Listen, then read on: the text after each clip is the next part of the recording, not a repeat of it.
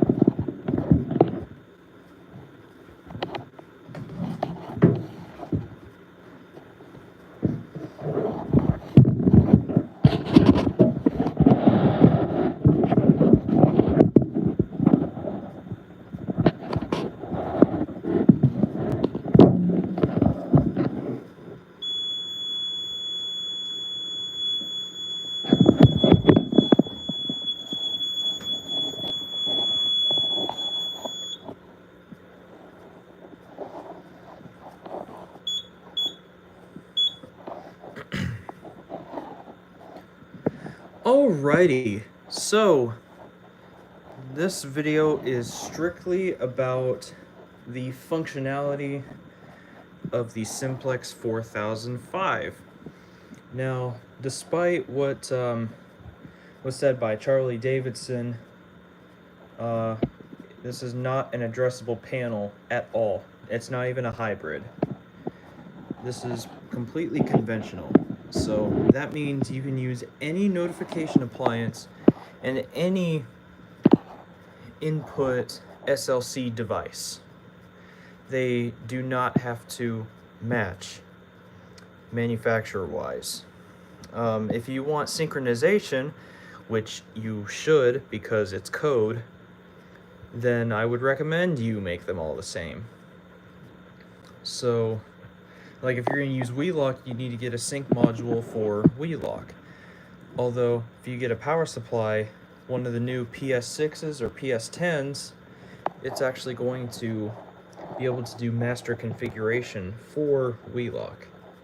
So, anyway, we're not going to go through the troubles that we have on this thing just yet, but right here, there's a little blue knob. You turn that, and it will adjust the contrast on the screen. You can see. Make it if you have like vision of God. And you can change that with it. Now, let's go down a little bit more. And this is the DACT right here, which is a digital alarm communicator transmitter. This is what will go out to your dialer or radio or what have you. This standalone does not dial out. So there's nothing to worry about, you know, setting it off with nothing else hooked up. So this is completely fine. And there's even a test switch on here. And as far as I can see, this isn't hooked up, so just take it out, do whatever. I do have the cable for it. It's just a ribbon cable that goes between here and here. And so that goes for the City or DACT, City 2, which all City is just city voltage. But it's also, you know, means going out to the city. You know, you want the local fire department. You don't want, being in San Antonio, you call the fire department New Braunfels. You know, you don't want that. And let's take a look at the chart over here. Right here, you can see it's got the expansion power supply module listed on here, but it doesn't actually have one. It has it on this one, which is the main power supply module. And then of course you've got your standby or battery trouble 1, which will come in if your fuse blows, or your batteries are too low. And operating voltage, that switch will switch it between 115 and 230. So if you're gonna run it on around 200 volts, you need to set that up to the 230. You do not want to put 200 volts on it and you've got it set to 115. You will probably fry it. You will probably fry a good amount of this panel if you do that. So this is what handles all of the off-site communicating. This right here is what goes out to your phone line or your radio. So it's got circuitry on it that handles the phone lines, the out and in. This is what dials out. You can see you've got tip and ring, and you've got 2 of those. So yeah, that's it's pretty simple to hook up. And this just comes straight out, unlike the other ones. But it slides in. It's actually pretty nice the way that comes in and out. So now we go to right here, city module. This is a relay. These are relays, basically just trouble relays. It does not actually have the DACT on this chart at all.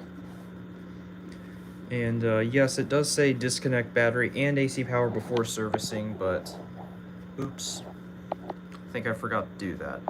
So this is right here, your operating voltages, main and expansion power supplies. If you're running it at 120, you set it to 115. If you're running it at 220, set it to 230. If you're running it at 240, you set it to 230. So yeah. You have switch 1, you want it set to that, and then switch 2, which is this little switch, that little switch right there. You would put that to on. Now obviously, we're not going to do that. We are not going to put our fingers close to high voltage. And I fear if I were to do that, it would probably send, well, actually nothing, because, well, guess what? This is only 120. So go up here. This is the power supply for the panel. You do not want anything to do with anything that's under this cover. And this is what handles powering your entire system. All of that is under here. Now, obviously, yes, it is very important that you have it set to the right voltage. If you've got anything above 120, you're going to want to set it to 230 just to be safe. And if you have it at 240, you need this switch moved over as well as this one. And there's a potentiometer down there. So, yeah. That's really about it. And here, this is your install tag and your service label. Every time a panel is installed in the state of Texas, you put the install tag and you put a service tag along with it to show, it's been installed and it's been inspected. So you got your install, your inspection record, and yeah. So now let's go up a little bit more on this chart, and you got the CPU module. And this is obviously where everything happens. Everything shows up. This is how you control everything. everything is done from here. You really don't have to do a whole lot outside of this right here when it comes to configuring things, which is nice. So, yeah, then we go over a bit more, and you see you got power distribution, board 1, which is going to be this board right here. Goes all the way up, and you can see it's got slots in there, so you can plug more cards in if you have them. So, like if I want to plug this in, I can. But since I don't have it programmed, it gives me a trouble. It says extra I/O card, trouble point. So if we take that out now, trouble will clear. And as soon as you start it up, it is going to show a system time and date trouble. That is something that I really like, and the newer autocall panels, which are just rebranded simplex, they do the same thing, the system time and date trouble. So make sure that you don't forget to set time and date.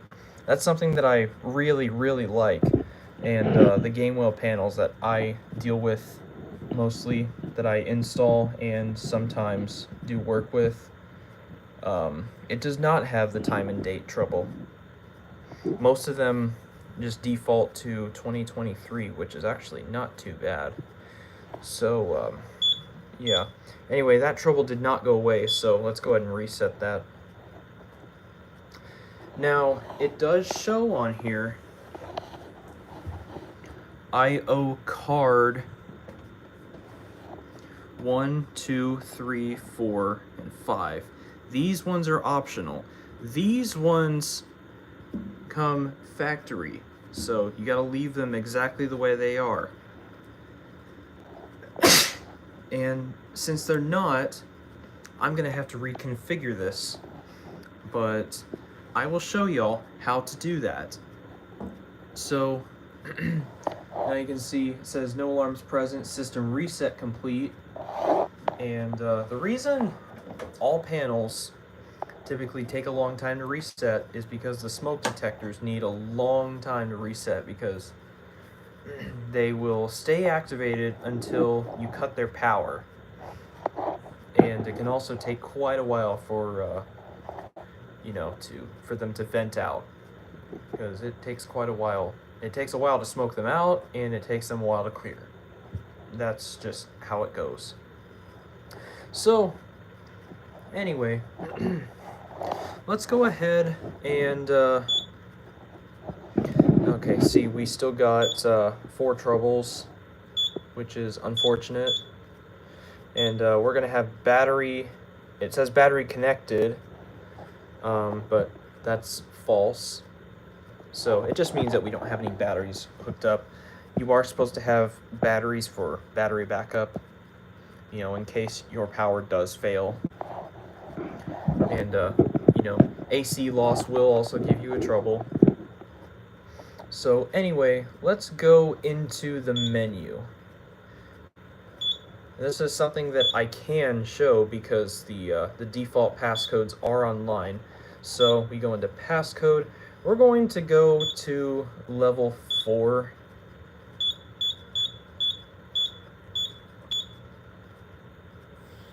And then there you go. Login is accepted. And it gives you a trouble for being in service mode.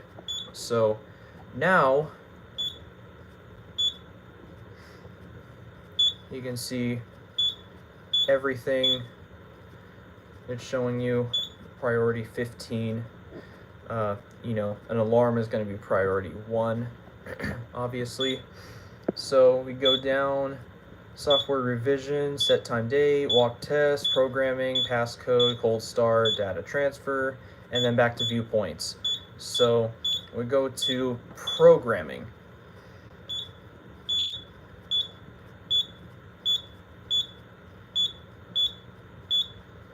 And you can see all the different options that it has. Now we're going to delete an IO card. So we don't want to do slot 1, we want to delete slot 2, and that's how you do it. And now we're going to go back out of that. We're going to add an IO card, and that's exactly what we want right there. 4-point monitor, because that's what it shows right here. IO card 2. This comes factory, so it has to stay that way. So in case it ever gets screwed up, I'm showing you how to fix it. Press enter to confirm, and then now it automatically takes us to slot 3. So move over to this. Card number 20 is what it shows, and that's okay. But this gives you up to 10 cards. It is expandable on this side as well. The exact same as this side. It's just mirrored. So let's go forward to 3. And the way you change this, you get 4-point monitor. You can do 4-point monitor class A, which is rare. 4-point NAC relay, 4-point NAC relay class A. 2 input, 2 output. 2 input, 2 output. 8-point enunciator, 4-point enunciator, class A, 4-point enunciator, 4-point NAC relay. And it just kind of cycles back through all of it. So we want 4-point NAC relay, and now we go to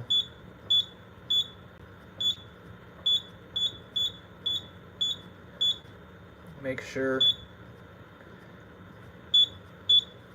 and when you're done doing that, you need to go to save config, press enter,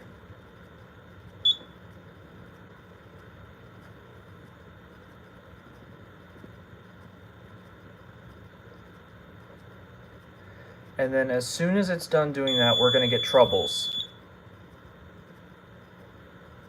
Right here, it's resetting, it's doing its restart. So while it's doing that, we're going to go ahead and change this card out since it does not belong here.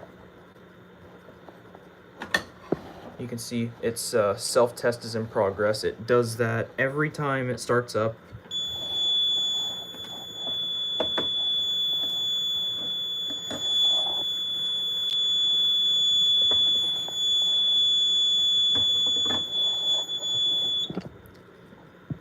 The cold start trouble will come up, but it goes away.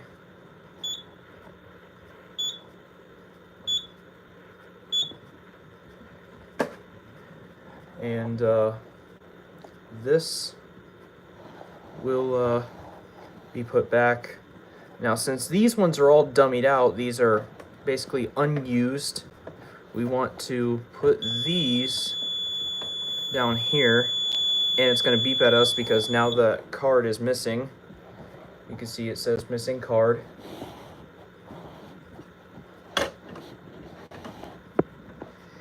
So go ahead and slide that, and go ahead and shut that up. Now we're up at 8 troubles, and we are going to have quite a few since we don't have any resistors on this.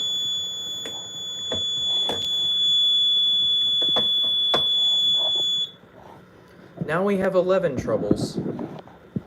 So I'm not a fan of that, so let's see what we can fix. Because you definitely want to leave your panel with as little troubles as possible at the end of the day. So fire monitor zone. You got card 2, input 1.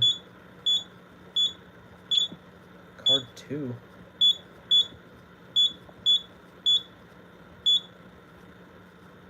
Card 2 should not be showing any trouble, so let's go ahead and reset that.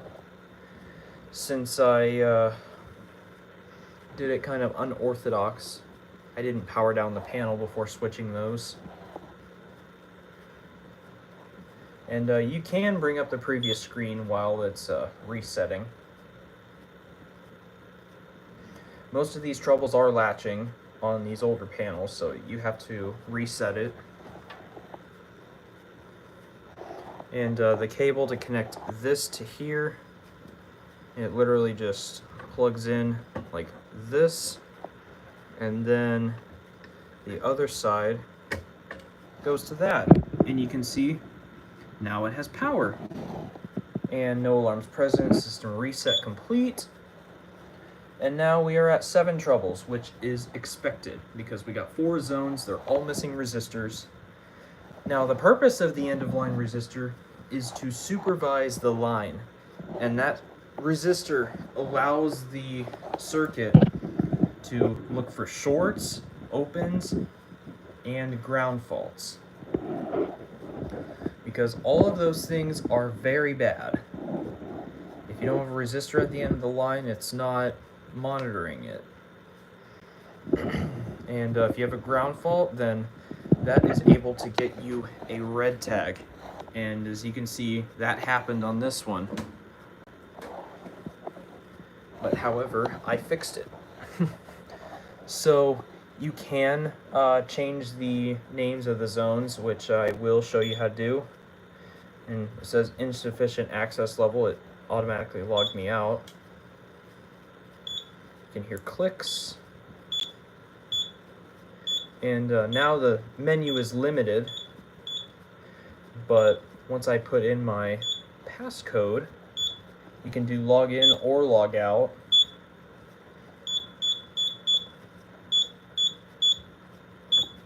And there you go. Your trouble service, your service trouble comes up. So let's hit menu again. And now you can do walk test, programming, and all of that. So if you go into edit point, go to monitor,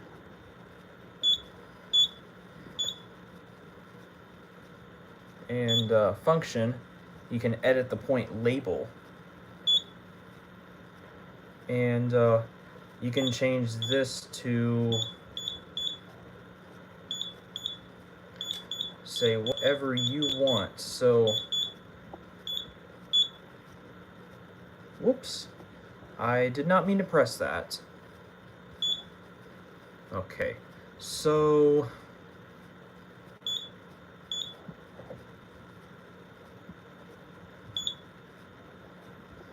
and then menu is how you toggle between lowercase and uppercase. So obviously, you know, the first pull station you'd want to be your main entrance. So let's make it say main entrance.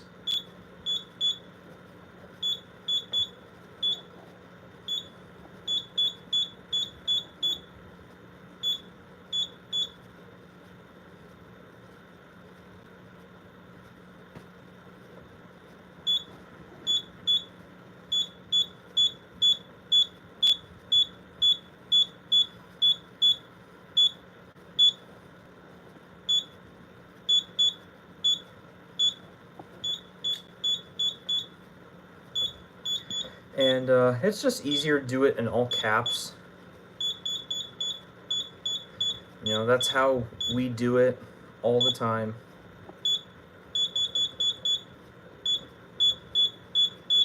So we'll do main entrance pull station.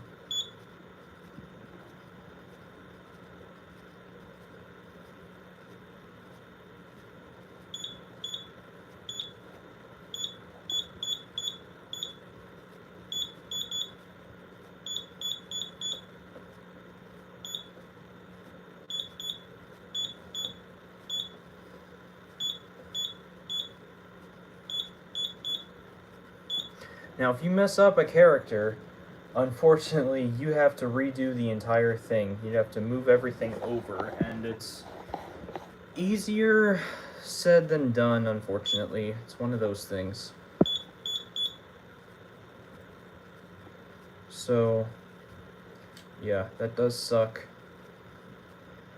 That is one thing I do not like, but it's avoidable.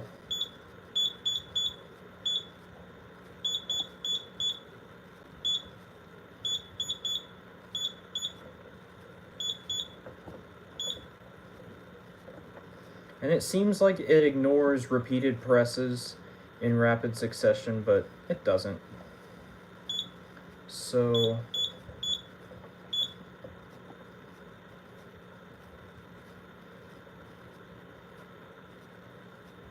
oh, what? I'm an idiot.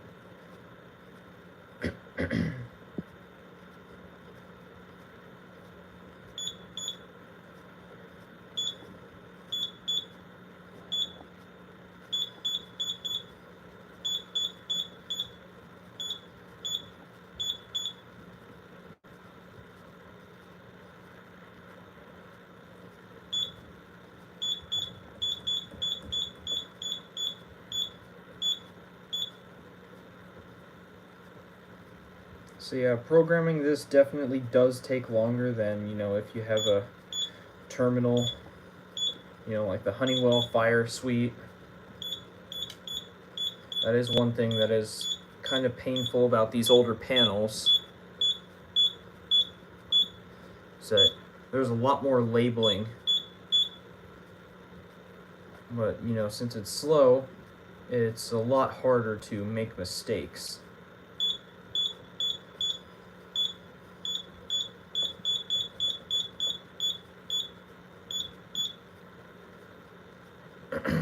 So, yeah, programming the name for each zone takes quite a bit of time, quite a bit of patience.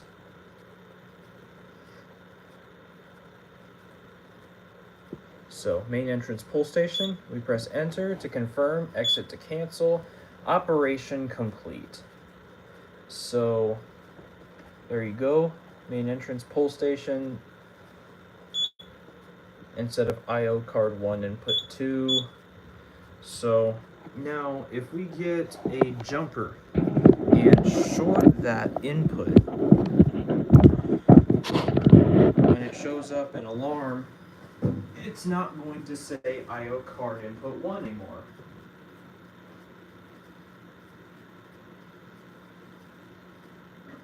And it's pretty much exactly the same as you could really put anything there as long as it's approved by UL and your JHA. Any switch will do. And since it's conventional, you can use anything, whether it's bypassing, module or whatever. So I'm going to short this. I have to hold it for quite a bit. Because it's just like, my mind's not playing tricks on me, is it?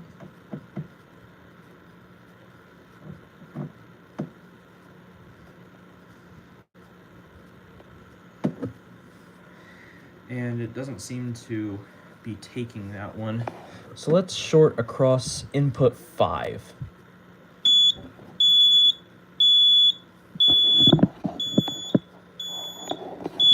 And right now on NAC 1, I've got this. Let's acknowledge that.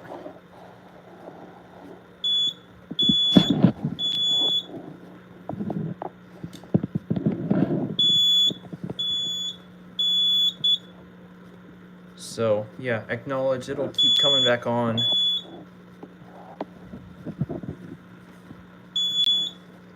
Until you press silence.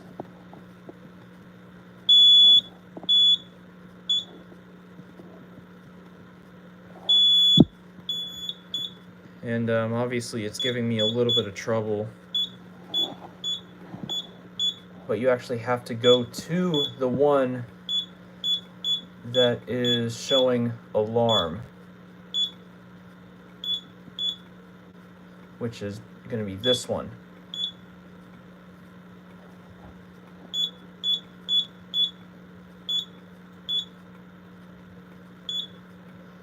But now, for some reason, it'll still let you go into the menu when it's an alarm. So now that we're out of that, it seems, edit buffer has changed, cancel, and then exit, exit. Okay, so now that we're completely out of the menu, now it's showing us what's actually happening. And now the alarm is acknowledged. So, yeah, it doesn't auto-quit the menu when an alarm comes in.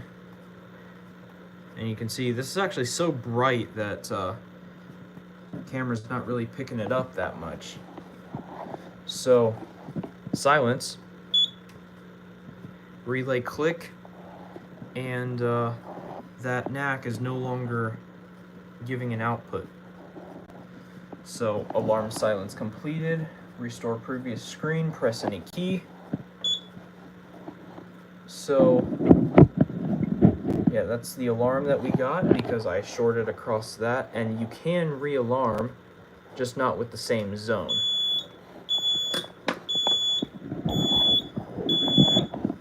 When it's in alarm, because you know it's already latched. So yeah, that's re-alarm action. Click. That's the DACT. That one was the DACT trying to dial out. And no audible silence. I do not believe you can configure that, at least on this panel. So yeah, then we could have an alarm on zone 8, zone 7, which I'm just using my screwdriver to short across that. And you can see pressing silence won't actually do it the first time. And even if it does, you still have to press that to acknowledge it. And if you miss a step, then you got to press it twice. So now that we got everything silenced, reset. System reset in progress. And right here, now it is showing a comm trouble because there is nothing on these terminals. And resistors do not go on this. This is supervised, but there's no limiting that needs to go on this. I mean, it is power limited, but resistors are not needed to supervise it. There are all kinds of components on here that do that. No alarms present, system reset complete. Now if you have an alarm come in while you're resetting, like you see, do it again, system reset in progress, and we short zone 7,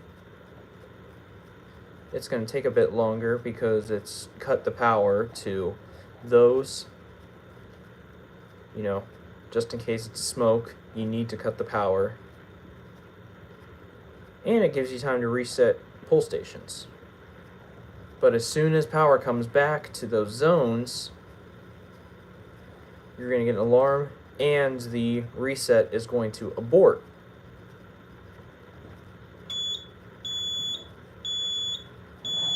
Right there.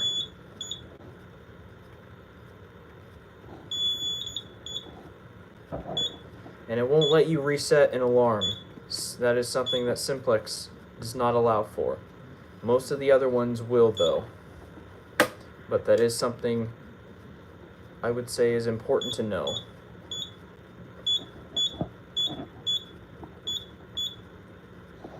So, anyway, now that we have that, it should just go ahead and let us reset.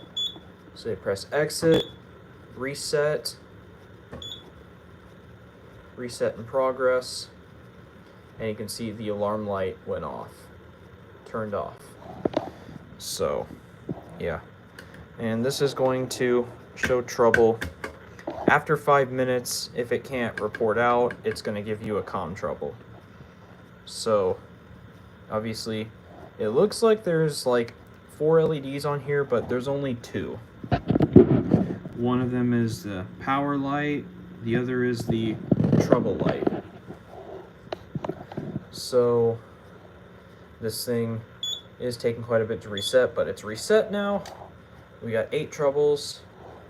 So let's look through them and look at how to address them. So system time and date, battery trouble, we got IO card 3, output 4, which is dummied out. I'm not sure why it's showing a trouble on that. Input 2, all the ones on card 1, this one, it's going to show a trouble on all of those. And it's still in service mode. So the time and date, let's address that one. Now we are still in level 4 access. So go ahead and set the time and date. Alexa, what time is it? Excuse that. Time is 9:10 p.m.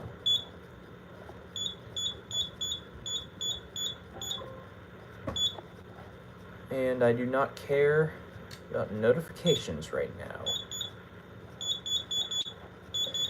And today is July 12th.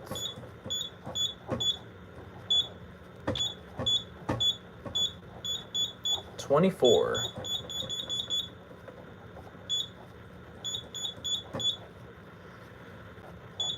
And there's nothing else from there, so you just press enter. And that has cleared one of our troubles. So, anyway, let's look through the rest of the menu. We went through programming. Just the basic stuff. You can do cold start, enable cold start, press CPU reset to perform cold start.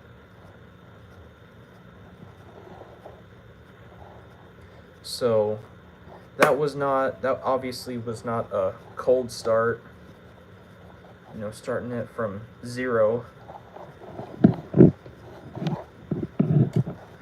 But it is possible. But anyway, next we have data transfer. You know, edit buffer has changed, press enter to continue, exit to cancel. So you can save the config, configure it. That's really all the options that you have. So exit that. And then you got viewpoints again. Monitor. The only one that we've set didn't even save. So, but yeah, typically you follow the steps that I gave a little bit ago and it will save. So, yeah, the resistor values for your SLC, these take the 6/8 resistors, 6.8K, 6,800 ohms, and then for NAC, it's going to be 10,000 ohms. So, if you don't have those, then you are going to have quite a bit of trouble. As you can see, we've got trouble times 7. You can view relay, we have none. Signal, now go into signal, says it's off, disable, enable, control enable. This one is enabled. The one that we're going to disable is 4, since that one is obviously not working. So go ahead and disable that. And now that should clear up that trouble. So let's go ahead and exit the menu, reset, and hopefully that trouble will clear. Now when I got this, this is a pretty big thing. These relays right here, they can actually be pulled and moved.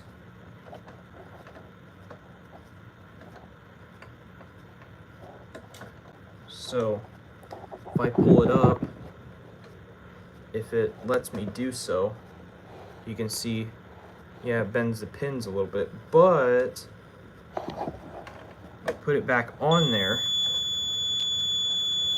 and now it's giving me a new trouble from the looks of it.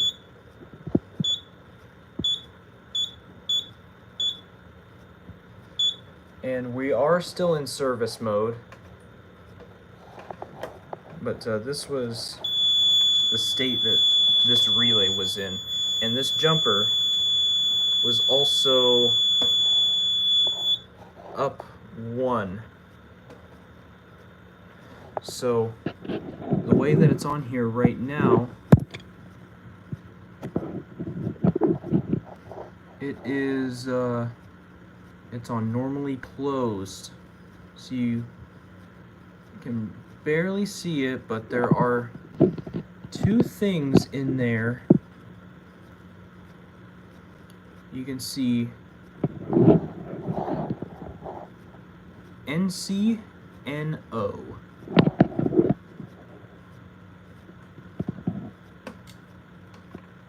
So this probably put it back to NC. Yes, I did do some modifications to this just so I could, you know, show you how to change it back in case you needed to.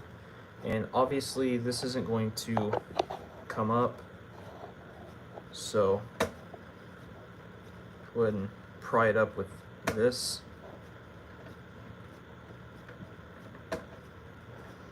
And this right here is the jumper. You do not want to lose this. You are going to have a bad day if you lose that. So let's put it back across normally open. So yeah. Now this resistor is here, but it still shows a trouble. There must be something internal. Maybe it's an internal ground fault, although that would come up on the panel. So obviously the card or something, one of this relay might need to be replaced. Something. And these fuses, these are interesting as well. It's not a fuse with a wire in it like you're probably used to. It's got like salt or something in it. It's really weird. I've never seen anything like that before. So I found that interesting. So you can see 4005 4-point NAC relay assembly. You can use these as relays for auxiliary power, or just as like a you know, an in and out. And all these are for is for using it as a relay instead of a NAC. That's all these are for. So moving that over really did nothing. So in the position right here, it says NAC position. You would have that over here if you're using it as a NAC. Have it over here. Now it's functioning as a relay. And the way that I've got it set up now, normally open, when it goes into alarm, this relay is going to close, and these will be shorted together. So that's that for you, and you will not need this resistor. when it comes to taking the resistors off, you do need a pretty small screwdriver.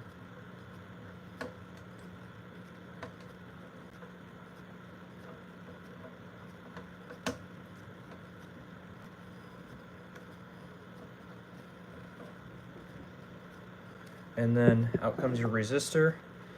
And since output 4 is problematic, you know, it doesn't give me a trouble for missing the resistor. So anyway, let's go ahead and reset the system again, just to see if that trouble is persistent or if it will go away this time. If not, I'm probably going to have to get a new card, because I am planning on selling this panel. So, yeah. Now, when it comes to adding this right here, you know, you not only need, you know, this board that goes this way, but you also need to connect this to it. And you can see that is shown on here, goes over to here, but it also shows a connection point right here. And you can see it down in there. So now the system is reset. We're still at 7 troubles. So, yeah. RUI is not really that important, unless in like the most special cases. And for each of these, it comes, you got your AC line, neutral, and ground, earth. AC line, neutral, earth.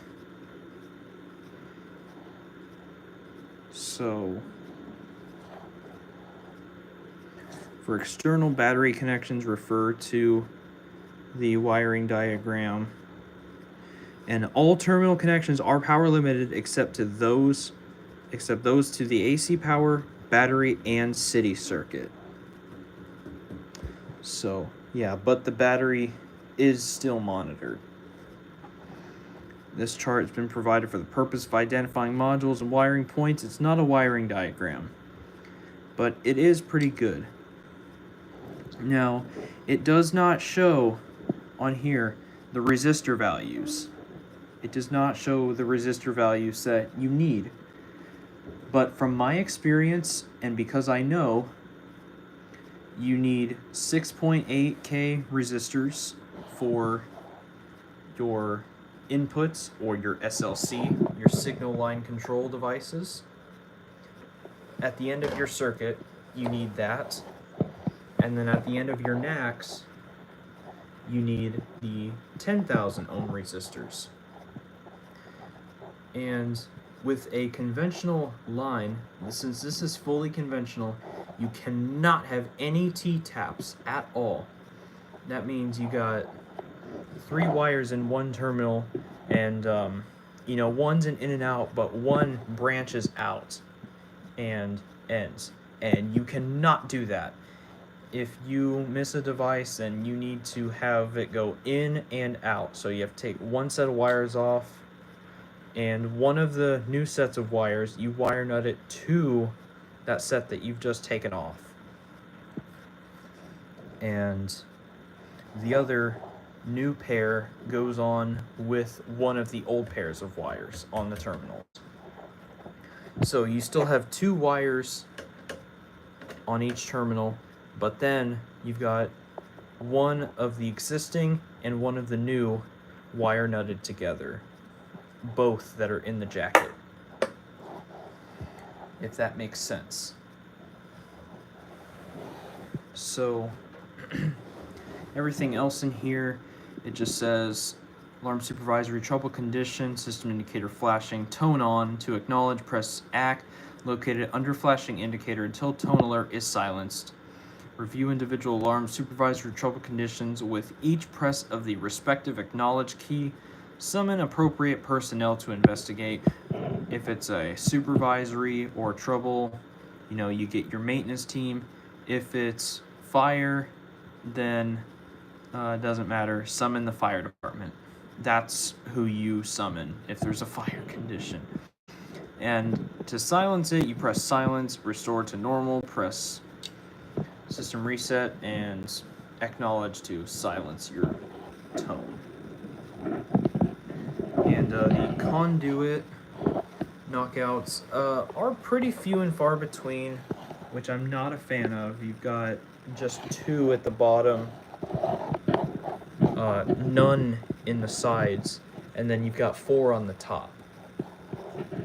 Now, the newer panels, they don't have any knockouts, so you have to have a unibit or a bimetal hole cutting saw so you can make your own, which it's nice in theory, but it doesn't help.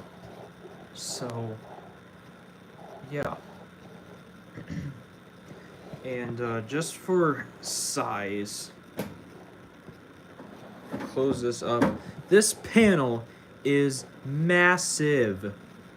This panel is huge. Like, for a conventional panel, it is really, really big. Like, this is my hand on the panel. Like, it's bigger than my guitar. It's bigger than my bass.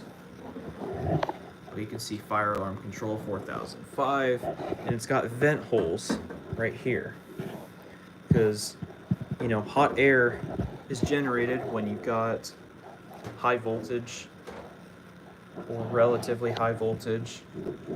It needs a way to get out, and while it's not watertight, it can get airtight, and you don't want just you know, a blast of heat to come out of this thing when you open it, and you don't want it to build up because it can damage components, and it could even warp, you know, it can very easily warp plastic. You know, this is plastic, this is plastic, this can very easily get charred. You don't want that. All of that stuff can impair your panel. So that is something to watch out for, but you don't really have to worry about it because of these holes. So let's demonstrate walk test. Congratulations, if you stuck through long enough to see this, I think you will like this. So set it to off, on, walk test is updated. And walk test active in system. So we can go ahead and test all of our points.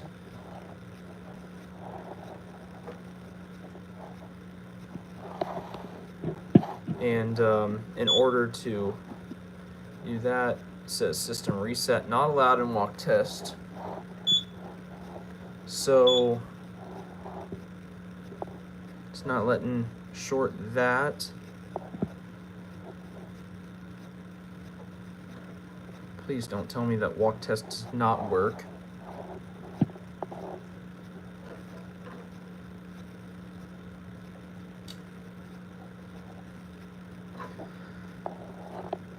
So yeah, obviously I don't really know how to work walk test. Now, I'm still pretty new with this panel. I mean, I just got it today. But control operation not allowed.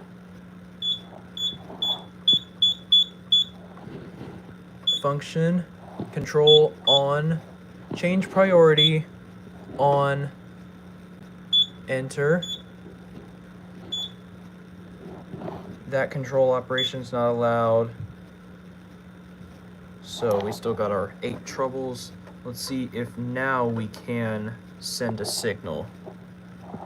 Just leave that shorted across that resistor.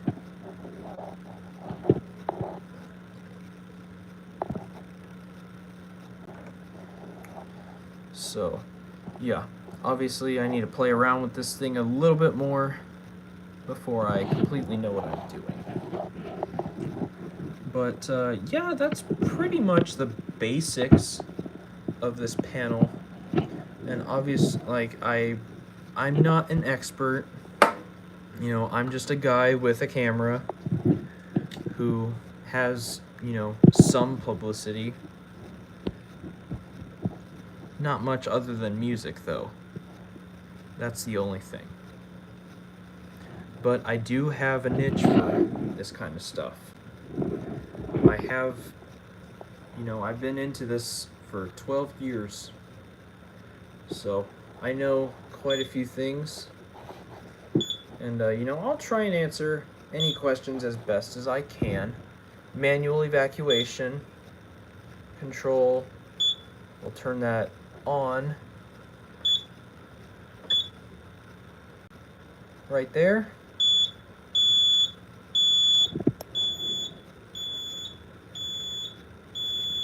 Those are in sync. The timers. So acknowledge. Alarm silence not allowed in walk test. So let's see if that'll send a signal in. No. So yeah. And obviously you can see there's some bleeding on the screen here. Not a good sign, but it's not too bad. But if you turn the contrast down, that bleeding will go away.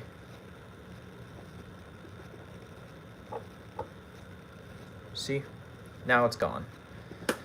So, anyway, that's about everything. If you still have one of these, it's still a great panel. It's not outdated by any means. Conventional panels are still used, but if you replace a panel, whether it's addressable or conventional, it has to be replaced with an addressable panel. You can't replace it with another conventional. It has to be an addressable. That's the only stipulation there is to it. So you can't have a 4005 and then replace it with another 4005. That's new old stock. You can't do that. You probably have to replace it with a 4007, since that seems to be the most common these days. And 4007, you can do auto call or simplex. You just have to replace all of your devices. And if you go with a 4007 hybrid, then you can keep all your notification the same. You just have to change your pull stations out for addressable ones. Or if you want to go through the trouble of putting a mini mod behind each one, which I seriously doubt, then you could do that. But anyway, that's really about everything.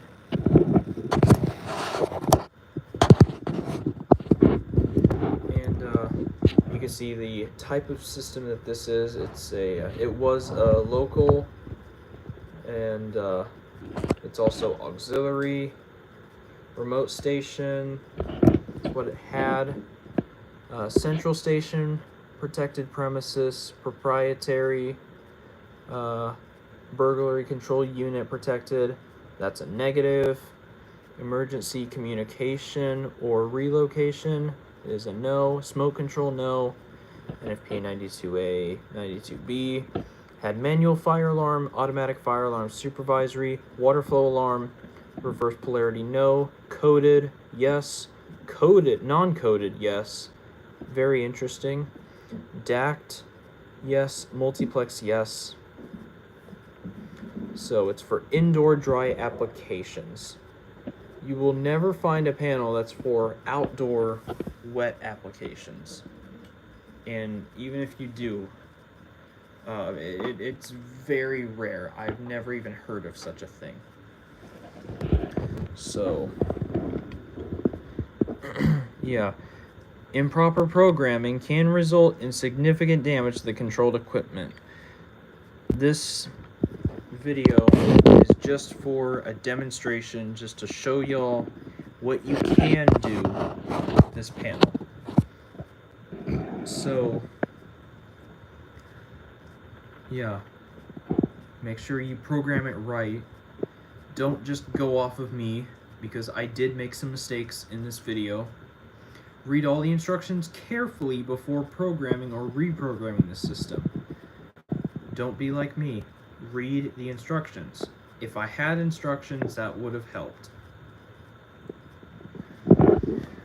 And whenever this is installed, you gotta say which breaker the panel is on.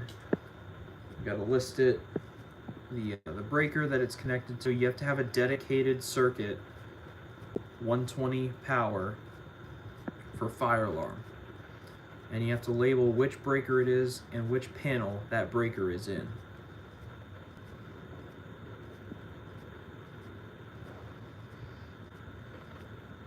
And conduit entry, non-power limited wiring only, so you can only run AC, battery, or city circuits through that, which would be your DACT.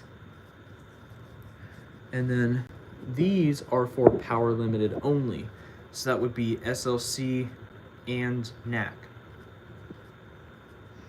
And with this, naturally, you would run your DACT, AC, or batteries through this. If the batteries are too big to fit in this cabinet, that's what you would use this for. Now, the smaller panels that I deal with, which are the Gamewell 7075s, they're so small that, you know, unless you're putting the batteries in an external box, like if you need to use giant batteries, they take up the entire bottom of the panel, and you cannot use the knockouts in the bottom of the panel for anything at all because they're toward the center. So, yeah. But anyway, I'm going to close this up. And show you just how massive this thing is. Put my foot on it. It is pretty darn big. This is a big panel. For conventional, that is pretty impressive. So, I will more than likely be selling this. I just want to fix the problems that it has, like with the fourth output on the NAC, and obviously the first 4 inputs on card 1. And you can see Dillman stickers on it. So, yeah, hope you found this informative. Hope this will be able to get you a head start on learning the basics of this panel if you're taking one on or want to know a little bit more about it. But of course, if you have any serious questions, refer to the manual. It is online, and you can use search terms. Go to if you're on mobile, press the share button and then scroll down, search in page, and you can use search terms to go to exactly what you're looking for. It doesn't matter if it's 1,000 pages. It'll take you right to wherever it talks about, like if you're looking for programming and, point, you just put in point or programming. It takes you to wherever it talks about point or programming. And if it's more than 100, then you can probably, get more specific, like point programming, put that together. So, yeah. And if you have one device hooked up to the NAC, then you do not need to have a sync module because there's nothing to sync with. If this is just being used as a sprinkler monitoring panel and you only need an outdoor horn or bell, obviously that doesn't need to be synced. So, yeah. And even if you have 2 outdoor devices, like if it's in a county, You know, they want the horn strobe for general alarm and the bell for sprinkler. Those don't have to be synced either because they're not both going to be going off at the same time typically. But actually, that's a lie. Typically, they will both be going off. But, you know, the fire department rolls up, they hear the bell, they know it's a sprinkler activation. If the horn's going, it's a manual activation, like a pull station. So, anyway, I think that's enough. And I will let y'all get back to it. I will do the same. Thank you so much for watching, and I will talk to y'all real soon.